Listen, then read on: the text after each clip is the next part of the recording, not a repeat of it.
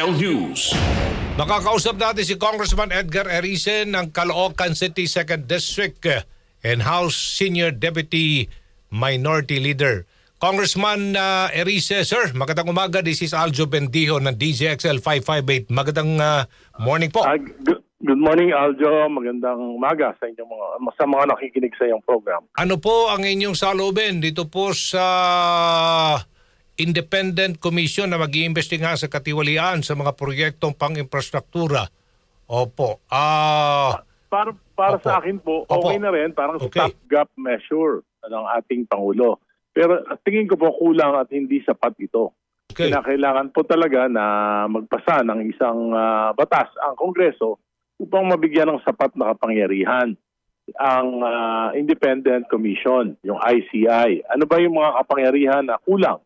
Yung contempt, yung mag-contempt ng mga magsisinungaling, magtatago, hindi dadalo, o kaya ay hindi magbibigay ng mga dokumento. Kailangan po may power na hindi lang subpoena kundi contempt. Kasi po ayon doon sa nabasa ko na executive order, kung hindi susunod, kailangan pa mag-file ng administrative charges. It will take time.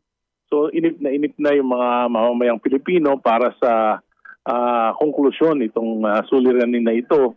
Kaya po ginakailangan po may contempt, power of contempt itong ICI. Pangalawa, nakita ko po kailangan talaga ng ng authority para po mapatawag yung mga legislators. Kung executive department po yung galing yung EO, hindi nito mapapatawag yung mga legislators. Alam naman natin na ang punot dulo nito ay yung napakalaking mga insertions na nagsimula noong 2023, 2024 at 2025. Sa aking kwenta, sa aking pag-aaral, inaabot ng yung mga diversions at insertion, inaabot ng kulang-kulang 1.5 trillion. At karamihan po ng mga depektibo o mga ghost projects ay nanggaling dito sapagkat ito ay hindi na pag-aralan ng mga agencies concerned. Kaya po yung Bulacan ghost projects, yung mga depektibong proyekto na flood control sa Mindoro, ano lang po ito, tip of the iceberg. Mas marami pa po. May mga nakikita na ako, may nasisilip na ako habang pinag-aaralan ko po yung problema. At kailangan pong mabigyan ng resolution kaagad dito. Sapagkat alam nyo na makaka-apekto to sa ekonomiya, makaka-apekto to sa maraming tao, sa mga maliliit na negosyante, maraming mawawala ng trabaho. Ngayon po, yung mga bangko ayaw na magpautang sa mga government contractors and suppliers.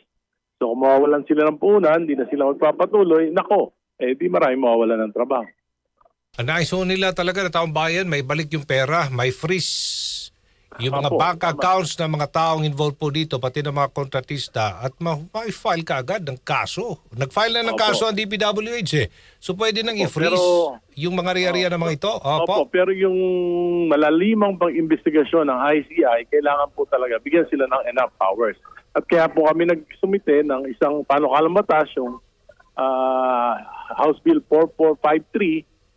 Kasama ko po dito sila Senator De Lima, sila Congressman Chel Jokno at marami pang iba na nais namin na tulungan ng Pangulo na mabigyan ng kapangyarihan itong ICI na ito.